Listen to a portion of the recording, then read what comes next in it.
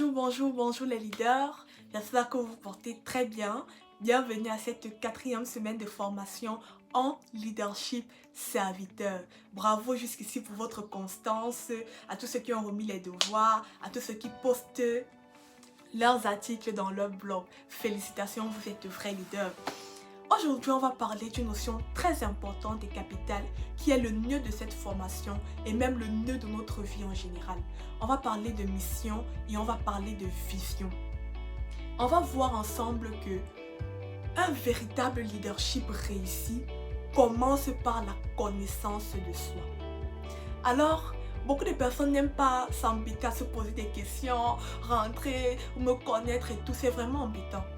Pour la plupart du temps, parce que ça nécessite un travail profond, une introspection profonde. Si je vous demande par exemple qui était Mère Teresa, beaucoup de personnes vont dire Mère Teresa était ci, ça. Qui était par exemple, qui est Bill Gates? Beaucoup de personnes vont dire Bill Gates est ci, ça.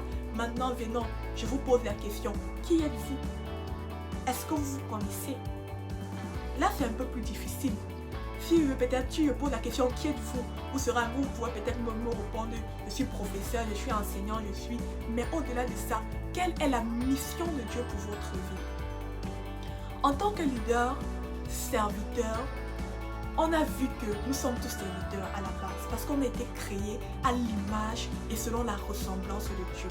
Et lorsque Dieu nous créait, il ne nous a pas créés pour errer sur la terre, non. Il nous a créés avec une mission spécifique. La mission c'est quoi? C'est ce que j'ai accompli sur cette terre. On a vu dans Jean 1, les Lévites qui sont venus demander à Jean, qui es-tu? Que dis-tu de toi-même? Et Jean a commencé par leur dire, je ne suis pas tel, je ne suis pas tel.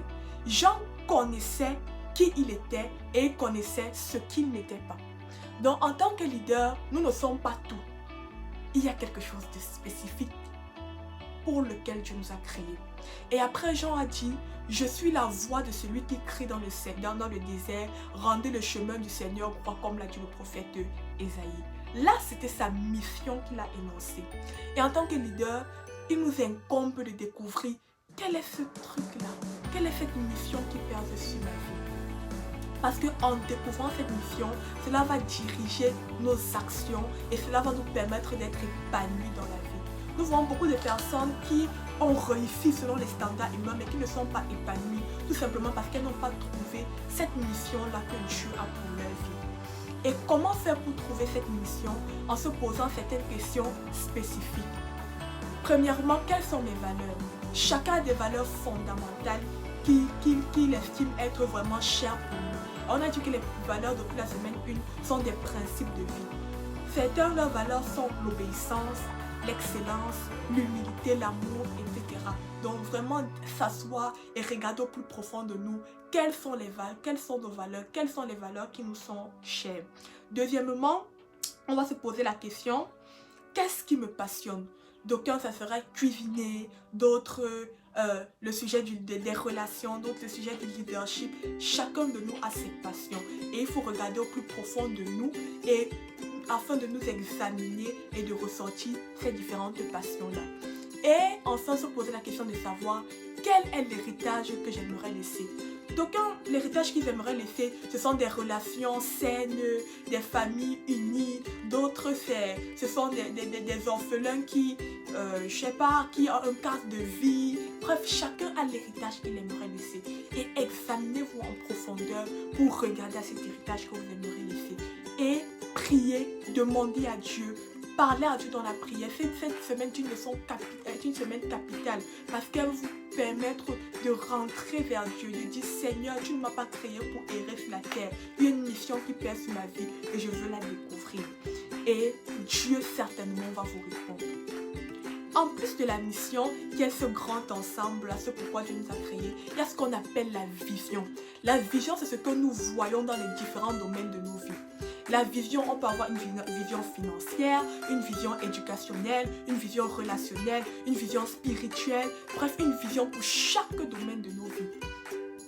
à vous maintenant de vous asseoir et de faire ce travail de fond-là et de vous poser la question, quelle est même la vision que j'ai pour ma famille?